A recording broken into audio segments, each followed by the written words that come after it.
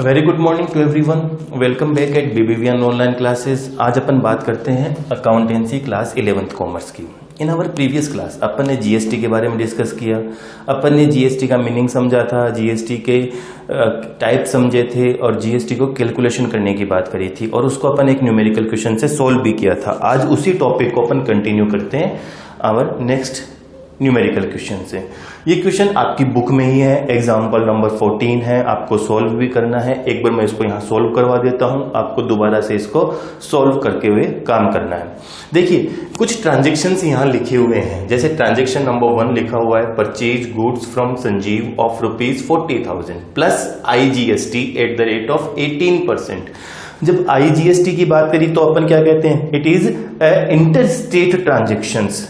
Interstate transaction मतलब those transactions which were the goods are sold beyond the geographical boundary of a state.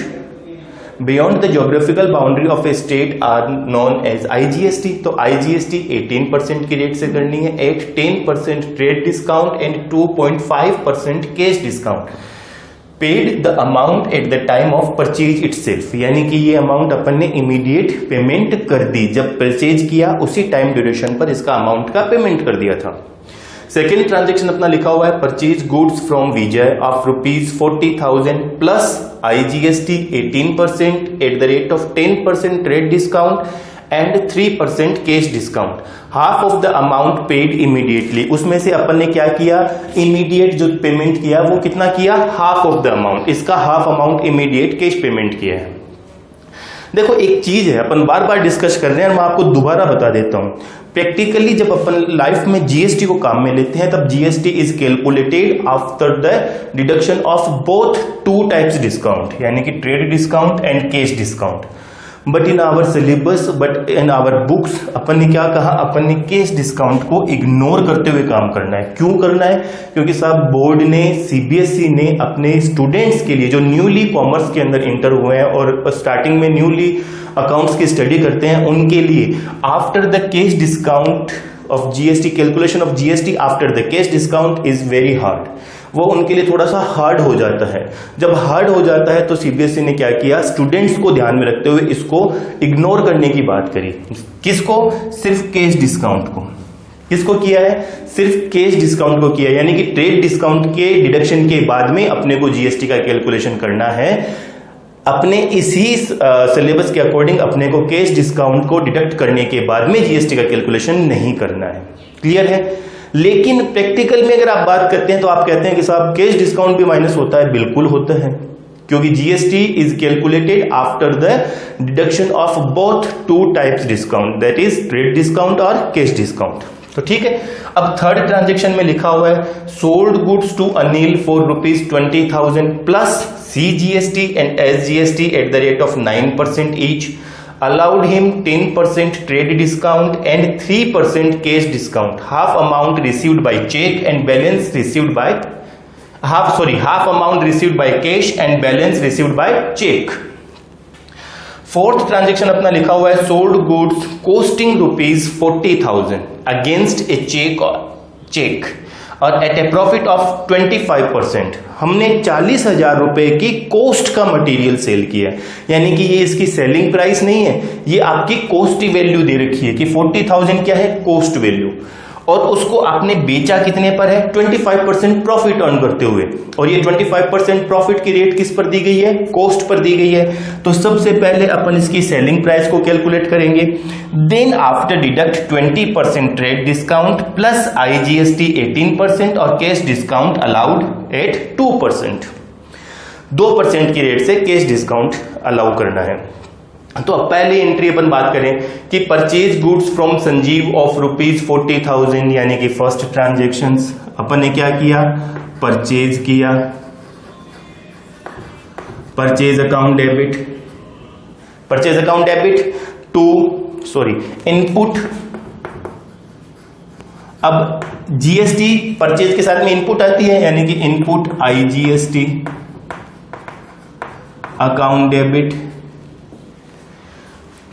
Purchase किया, इसका मतलब अपन ने payment किया है और परचेज के पेमेंट का अपन ने इमीडिएट पेमेंट कर दिया था। Cash payment eight the time of purchase itself, जब अपन ने परचेज किया उसी टाइम पर अपन ने क्या किया, इसको पेमेंट कर दिया। तो अपन एंट्री कर लेते हैं टू कैश अकाउंट और टू डिस्काउंट रिसीव्ड अकाउंट। जब परचेज के साथ में जो डिस्काउंट आता है अपन ने जब डिस्कस किया था, इट मींस ये रिसीव्ड होता है, और अगर सेल्स के साथ में आता तो ये क्या होता, अलाउड होता, यही होता। अब अपन एंट्री की बात करें तो अपन ने गुड्स कितने रुपए का परचेज किया, यानी कि 40,000 का गुड्स परचेज किया है। पेमेंट की बात आती है तो पेमेंट की जब बात आती है तो अपन इसको पेमेंट कितना कर रहे हैं, 40,000 रुपीज का, लेकिन आफ्टर द ट्रेड डिस्काउंट, यानी कि सबसे पहले अपन ये बात कर लें कि साहब 40,000 माइनस 10% ऑफ ट्रेड डिस्काउंट, यानी कि इसका 10% ट्रेड डिस्काउंट माइनस कर देते हैं। 40,000 का 10% कैलकुलेट करते हैं, कितना आता है 4,000, माइनस कर दो, यानी कि गुड्स कितने रुपए का परचेज किया आपने, 36,000 रुपीज का गुड्स परचेज किया, कि परचेज अकाउंट डेबिट 36,000, यही तो किया। अब इसको पेमेंट भी करना है अपने को, और पेमेंट करने के लिए पहले अपन क्या करते हैं, इसकी जीएसटी कैलकुलेट कर लेते हैं। टोटल अमाउंट पे जीएसटी, कैश डिस्काउंट डिडक्ट नहीं करना है अपने सिलेबस के अकॉर्डिंग, और जीएसटी की अमाउंट कितनी है 18%, यानी कि 36,000 का 18%।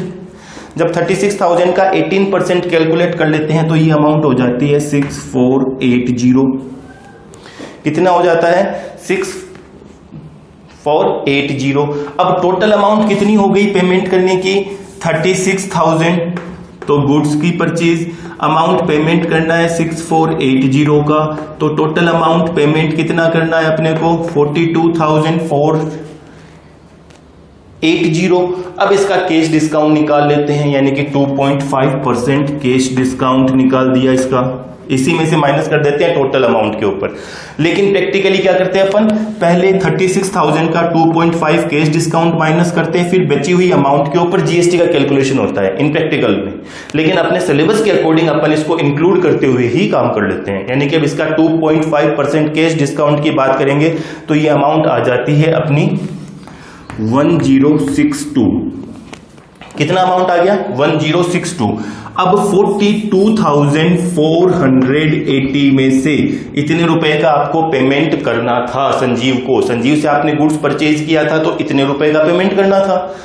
क्यों करना था, क्योंकि 36,000 का तो गुड्स की वैल्यू है, वैल्यू ऑफ गुड्स है, और प्लस 6480 जीएसटी की वैल्यू है, यानी कि टोटल पेमेंट कितना करना है आपको 42,480 का। इसमें से 1062 का आपने क्या कर लिया, डिस्काउंट रिसीव्ड कर लिया। जब ये डिस्काउंट रिसीव्ड कर लिया तो ये वैल्यू कितनी आ गई 41,418 आ गई। क्या 41,418 का आपने कैश पेमेंट कर दिया। नरेशन अपन लिख देंगे, being goods purchased from Sanjeev and GST paid. Narration लिख दिया। क्लियर है क्या, एक बार दोबारा देखो, अपन ने गुड्स परचेज कितने का किया 40,000 का, ट्रेड डिस्काउंट कितना था 10%, और अपने सिलेबस के अकॉर्डिंग अपने को करना क्या होता है, पहले जो परचेज वैल्यू है उसमें से उसका 10% ट्रेड डिस्काउंट को डिडक्ट कर देना है, यानी कि 40,000 का 10% ट्रेड डिस्काउंट 4,000 रुपीज होता है। 4,000 रुपीज को 40,000 में से आपने क्या किया, लेस कर दिया, तो गुड्स की वैल्यू कितनी हो गई 36,000 की। तो साहब आपने गुड्स कितने रुपए का परचेज किया 36,000 का। अब इस 36,000 के ऊपर जीएसटी का चार्ज करना है 18% की रेट से, तो 36,000 का 18% कैलकुलेट किया, 6480 का सब जीएसटी की वैल्यू कैलकुलेट कर ली। टोटल अमाउंट का पेमेंट कितना करना है 42,480, कैसे आया 36,000 प्लस 6480, 42,480 रुपीज का पेमेंट करना है। लेकिन संजीव ने 2.5% कैश डिस्काउंट अलाउ किया है। किसने किया है, संजीव ने किया है, इट मींस अपन ने रिसीव किया है, अपने लिए गेन हो गया, गेन क्रेडिट कर दिया। तो इस 42,480 का 2.5% अपन ने कैश डिस्काउंट कैलकुलेट कर लिया, बची हुई अमाउंट का अपन ने पेमेंट कर दिया यहां पर। क्लियर है, सेकेंड ट्रांजेक्शन देखिए, सेकेंड ट्रांजेक्शन क्या लिखा हुआ है, purchase goods from Vijay of ₹40,000 plus IGST 18% eight the rate of 10% trade discount and 3% cash discount, half of the amount paid immediately. अब आपको एक चीज ध्यान रखना है, कैश डिस्काउंट का जब मीनिंग बताया था अपन ने, तब अपन ने ये कहा था कि cash discount is allowed for the purpose of और for the promote of cash payment. Cash discount क्यों दिया जाता है, कैश पेमेंट के लिए दिया जाता है। यानी कि अब यहां पर इस ट्रांजेक्शन के अंदर आपने कैश का पेमेंट कितना किया है, हाफ अमाउंट का पेमेंट किया है, तो जो डिस्काउंट मिलेगा वो कितनी अमाउंट पर मिलेगा, हाफ अमाउंट पर। बैलेंस हाफ तो क्रेडिट है, क्रेडिट है कि नहीं है, यानी कि क्रेडिट है तो वहां पर कैश पेमेंट तो हुआ ही नहीं। जब कैश पेमेंट नहीं हुआ तो कैश डिस्काउंट भी नहीं दिया जाएगा। इट मींस अपने को एंट्री क्या करनी है, same purchase account debit, input IGST account debit to cash account to goods किससे परचेज किया है, विजय से, यानी कि क्रेडिट परचेज भी है, यानी कि टू विजय's अकाउंट और टू डिस्काउंट रिसीव्ड अकाउंट। देखो सेम चीज है, सबसे पहले अपने को करना क्या है, इस 40,000 में से इसका 10% ट्रेड डिस्काउंट को डिडक्ट कर देना है। यानी कि 40,000 में से साहब अपन ने 10%, 40,000 का 10% कितना होता है, 4,000 डिडक्ट कर दिया। गुड्स कितने रुपए का परचेज किया आपने, वैल्यू ऑफ गुड्स कितनी है 36,000 की, 36,000 की वैल्यू ऑफ गुड्स लिख दी। अब GST की रेट कितनी दे रखी है, 18% दे रखी है, यानी कि इसका 18% फिर कैलकुलेट कर लेते हैं अपन, सेम अमाउंट आ जाएगी 6480 आ गया। अब टोटल पेमेंट करना कितना है, 36,000 का तो वैल्यू ऑफ गुड्स है प्लस 6480 की वैल्यू ऑफ GST है, टैक्स की वैल्यू है, यानी कि टोटल पेमेंट करना कितना है 42480। इतने रुपए का ही तो पेमेंट करना था, पहले ट्रांजैक्शन में भी यही काम किया था अपन ने। लेकिन अब इस सेकेंड ट्रांजैक्शन में आपने कैश पेमेंट कितना किया, इसका हाफ हो गया 21240। जो कैश डिस्काउंट मिलेगा 3% का वो कितनी वैल्यू पर मिलेगा, इतनी का ही, यानी कि ये वैल्यू तो हो गई अपनी क्रेडिट 21240 की। तो अब इसका 3% कैश डिस्काउंट की भी बात कर लेते हैं। 3% ही है कैश डिस्काउंट, और कैश डिस्काउंट की अगर बात करी 3% की, तो इस अमाउंट का 3% अगर अपन निकालते हैं तो ये वैल्यू आती है 637 रुपीज की। कितने की आती है, 637 रुपीज की, यानी कि डिस्काउंट रिसीव्ड हो गया 637। अब ये वैल्यू इसमें से माइनस कर दो, क्योंकि कैश पेमेंट में तो कैश डिस्काउंट अलाउ किया था, यानी कि जो डिस्काउंट की वैल्यू है वो कैश पेमेंट जो आपने किया है उसमें से डिडक्ट कर देते हैं। तो कैश पेमेंट में से जब इसको डिडक्ट करेंगे तो ये आ जाएगी 20,603,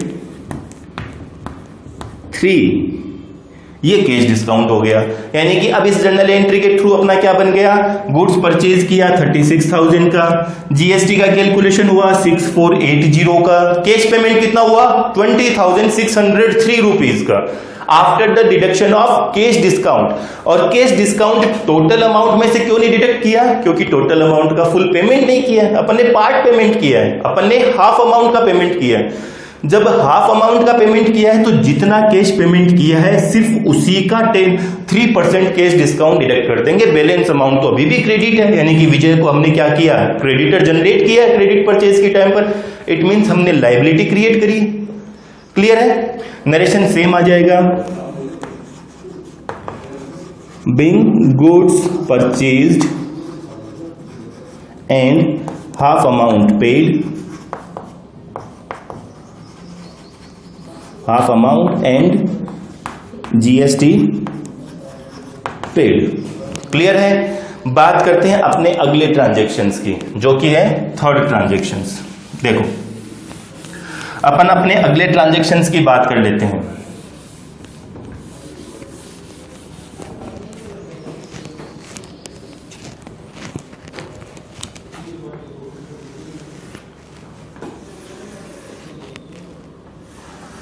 अगला ट्रांजैक्शन क्या कह रहा है अपना, sold goods to Anil, Anil को गुड्स सेल किया for 20,000 plus CGST and SGST at the rate of 9% each, allowed him 10% trade discount and 3% cash discount, half amount received by cheque and balance received by cash.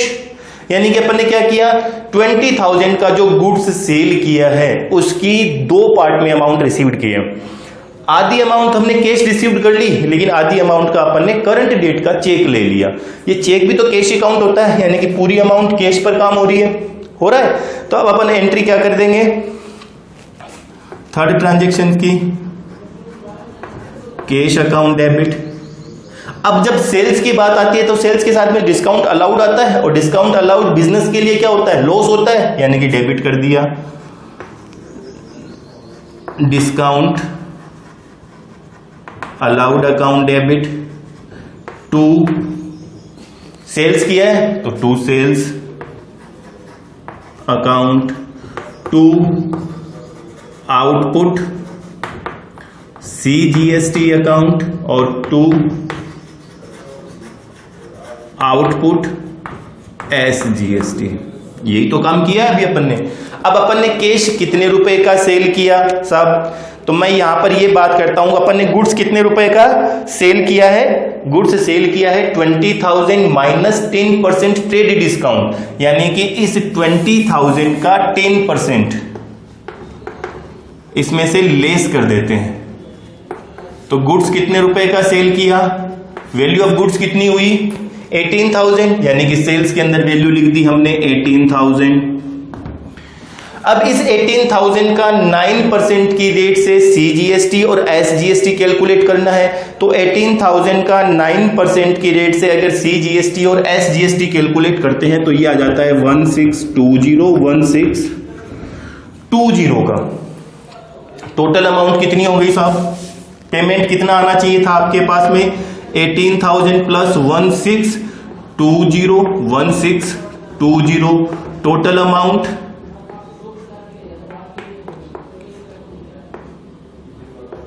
21,240 rupees आना चाहिए। लेकिन आपने क्या किया, 3% cash discount भी allowed कर दिया, यानी कि अब इसका 3% कैश डिस्काउंट दे देते हैं। इसका जब 3% कैश डिस्काउंट अपन देते हैं तो अपनी वैल्यू बन जाती है 638 की, 638 की, और बची हुई अमाउंट अपने पास में पेमेंट आ जाता है, और वो आ जाता है 10,000 20,602 रुपीज का। कितना आ जाता है, 20,602 रुपीज का। क्लियर है। नरेशन अपन क्या लिख देते हैं, being goods sold and GST collected.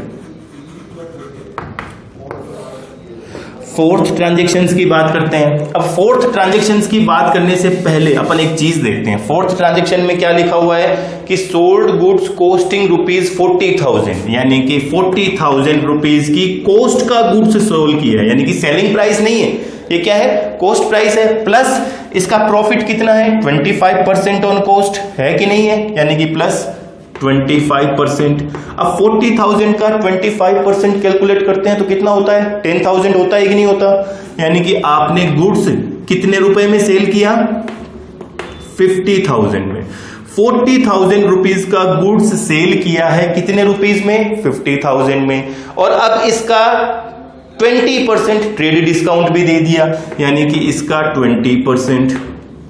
अब ये एक कोइंसिडेंटली है कि प्रॉफिट भी 10,000 है और ट्रेड डिस्काउंट भी 50,000 का 20% ट्रेड डिस्काउंट कैलकुलेट करते हैं तो वो भी 10,000 होता है, यानी कि 50,000 माइनस 10,000 किस चीज के, ट्रेड डिस्काउंट के। तो गुड्स सेल कितने में किया साहब, 40,000 रुपीज में किया कि नहीं किया, एंड कैश डिस्काउंट अलाउड, यानी कि हमारे को कैश मिला है। तो हम अपनी एंट्री कर लेते हैं, cash account debit, cash discount account, cash account debit जब सेल्स किया है तो डिस्काउंट अलाउड की बात कर लेते हैं अपन साथ में ही, यानी कि discount allowed account debit to sales account, और टू कौन सा है, आईजीएसटी है कि सीजीएसटी है, आईजीएसटी है, यानी कि टू आउटपुट आईजीएसटी अकाउंट। ठीक है, अब सेल्स कितने रुपीस का किया साहब, 40,000 रुपीस का, सेल्स 40,000 का। आईजीएसटी कितना रेट दे रखा है, 18%, यानी कि 40,000 का 18% कैलकुलेट करते हैं तो आईजीएसटी कितना आ जाता है, 7,200। इट मीन्स आपके पास पैसे आने कितनी चाहिए, 40,000 प्लस 7,200, टोटल अमाउंट कितनी कलेक्ट होनी चाहिए आपके पास में, 47,200 होना चाहिए। लेकिन अपन ने क्या किया, इसका 2% कैश डिस्काउंट भी दिया, यानी कि इस 47,200 का 2% कैश डिस्काउंट कैलकुलेट करते हैं तो ये वैल्यू आ जाती है 944। इतने रुपए का आपने कस्टमर को और डिस्काउंट दे दिया। अब आपके पास में जो वैल्यू आनी चाहिए वो कितनी होनी चाहिए, 46,256 रुपीज की। क्लियर है, नरेशन अपन अपना वही लिख देंगे, being goods sold and GST collected. GST को कलेक्ट कर लिया अपन ने, तो अपनी एंट्रियां हो गई। अब आपको करना क्या है, इसी तरीके से आपकी बुक्स में और भी बहुत सारे एग्जांपल्स दिए हुए हैं, आपको उनको सोल्व करना है, ट्राई करना है, इन सब चीज को रिकॉल करना है। अपन अपनी नेक्स्ट क्लास में दोबारा मिलते हैं एक नए न्यूमेरिकल क्वेश्चन के साथ में, क्योंकि अपनी को इसकी चीज की बार बार कंटिन्यूअसली बेसिस पर प्रैक्टिस करनी है। तो अपन इसी जीएसटी के टॉपिक में अपनी अगली ऑनलाइन क्लास में दोबारा एक नए न्यूमेरिकल क्वेश्चंस के साथ में मिलेंगे। तब तक आपको इसको रिकॉल करना है, इसको सोल्व करना है। ठीक है, थैंक यू।